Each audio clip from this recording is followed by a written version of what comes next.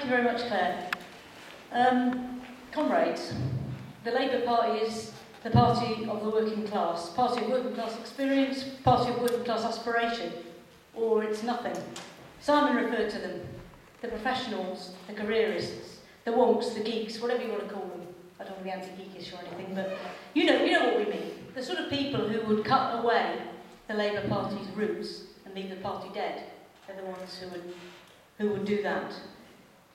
The big opportunity for those of us who think that that's what the Labour Party is, the party of the working class. Big opportunity at this point in time. We're a couple of years away from a general election. This is the time where, got rid of the Blairites, still around, but supposedly things have moved on. There's a bit of political space opening up, isn't there? And we've got to actually really go for it now if we're going to actually achieve anything different from what happened under the previous Labour government. The agenda that we should be promoting should be the agenda that we've been discussing this week, all the different issues that the trade union movement, as the organised working class, identify as the issues for the class. And it's how we get that then to the centre of the Labour Party's agenda and then to the centre of British politics, and we get a government that fights for it. How are we going to do it? Well, I'm getting a bit old now, and I'm sort of getting old enough to have made loads of mistakes, so I'm really into this wisdom of learning from your mistakes, as I've sort of many decades of doing it.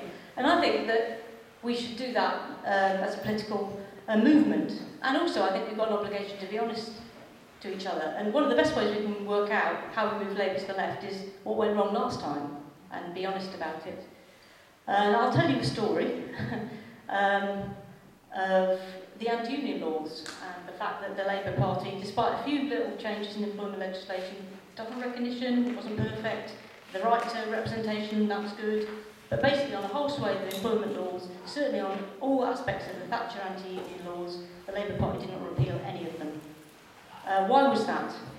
Well, the accepted wisdom, if you like, of a lot of people on the left is, oh, well, that's the Labour Party, they were so far to the right they didn't care. There's another story to be told. There's a story to be told about how the trade union movement didn't argue for that within the Labour Party. I saw it, as Claire's explained. I've been a member of the CW executive and affiliated union to in the party, and also I've been an active member of the United Campaign for the Repeal of the Anti-Union Laws.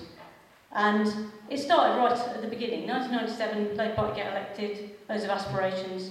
First National Policy Forum, 1998. The whole issue of the First Employment Rights Act that the Labour government was going to introduce came up. What happened? What did the trade unions do? The right-wing ones argued that we shouldn't be going for a repeal of anti-union laws and went for very soft options, and the more left-wing ones voted the other way. The consequence was that wasn't Labour Party policy, that's not what the government did. I'm not saying that if the unions had been united it would have been an easy rollover, but the fact that we were divided didn't make it happen.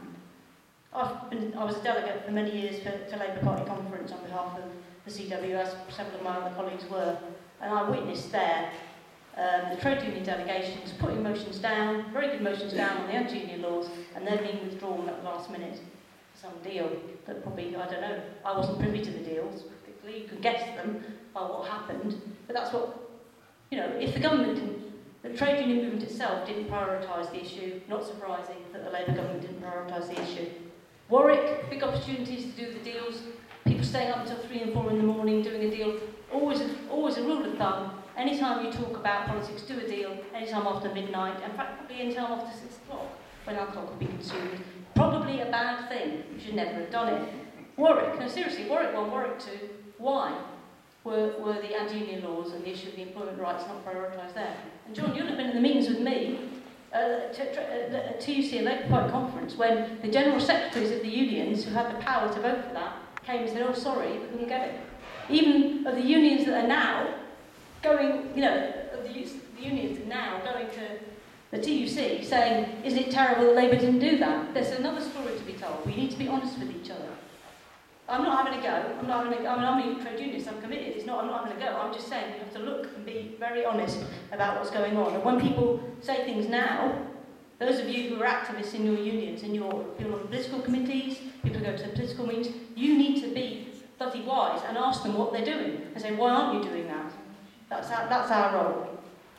And I applaud at the time, people weren't here, Simon made the point about working class candidates. That is really important, although I think we have to be very clear that the working class is very diverse. And I speak to someone from a blue-collar union. I think teachers, I think public servants are part of the working class as much as people who mend the phones and work in the call centres. It's not enough to have working class candidates. We want candidates who are committed to representing our class and our class interests and are prepared to make that political fight. So that, I think, at root, I think to myself, why did the representatives of working class organisations in the party not argue the case for the things that we all know? Things that actually, you know, by the time we got to the end of the Labour government, the TUC policy, mainstream policy for the repeal of the anti-union laws, some of us struggled for that a long time. It wasn't like a fringe demand, it was a central demand of the trade union. Why did that not happen? And I mean, that's what we get into all sorts of psychology, couldn't you? But I think it's basically that people thought that politics wasn't for them, which I think there's a real problem of not enough political trade unionism. People think the politics should be done by the government ministers that we're negotiating with, and we're treating them like the employer, saying, you know, we should make an appeal. No. The politics of the Labour Party is the politics of the trade union movement, manifested. There's no negotiation that needs to be done. We have to assert what it actually is. That's how I see it anyway. And we think we need more political trade unionism, and that's why the key issue, I'm sure many people in this room have shared with me the interminable debates on the nature of working class representation that we have as socialists, which is correct. That is, because that's the cutting edge of what we're talking about here. How do we get the representation of our class in a political party, and how do we work towards a workers' government? I just want to sort of finish on the two common answers you get to the issue of working class representation that don't address the issue of the Labour Party. Because I think a lot of grassroots trade unionists were well fed up with the things the Labour government didn't do. And people are right to be angry, and I'm angry, Labour Party member, I'm angry, and that's really important. But you have to work it through, what will be the case. Because of the disappointments of the Labour government, some unions have argued, well, we want to have almost like a pick and mix approach. We want to hold back a bit and say we don't want to commit ourselves to a party that's going to be doing things that we don't like. We're just going to pick particular candidates for particular parties, and then we're going to just lobby them. And people think that that's actually a matter of more integrity within their union, or they think it's a better way of doing politics. But I actually see that as a backward step, because you know, workers need their own party, and nothing less will do. To revert to like a sort of Democratic Party model, whereby people lobby particular candidates, maybe give them money if they feel like it. That's not political control of your representatives. That's acting just like a lobbying group, and we don't, you know. And that's so I think for some unions who maybe have never had a political fund, the idea of funds backing particular candidates is a progress. I'm trying not to mention any names here, but unions that perhaps say it's more left-wing position because we're not tied to these horrible labour rights. Well, I'm sorry, it isn't. It's actually if you think it through, it's actually less of a left-wing position. And the other position that you get, which says don't bother with the Labour Party, you know, don't bother to try to argue for your politics in the Labour Party, is that those who say we should set up a new workers' party. I must say I'm more attracted by that idea, but you know, I think it's honest. It's saying, you know, we could set up a party which was more, you know, with people who we know are going to be representatives, stand for election, who are going to actually say, you know, committed themselves to socialists. People like John. People who are socialist campaign group members or something like that. We could do that, but there are real problems of electoral politics. The fact that the working class in Britain are supporting a Labour Party.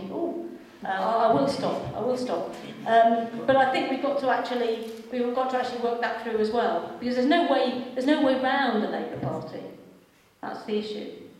The only way is a way through. It could be the case that if the trade unions asserted themselves, the nasty little ex-Blairites in suits might try to reclaim it back, and there might be a fight, there might be a split, who knows? But out of that would come something different. There's no way around it. We've got to go through it.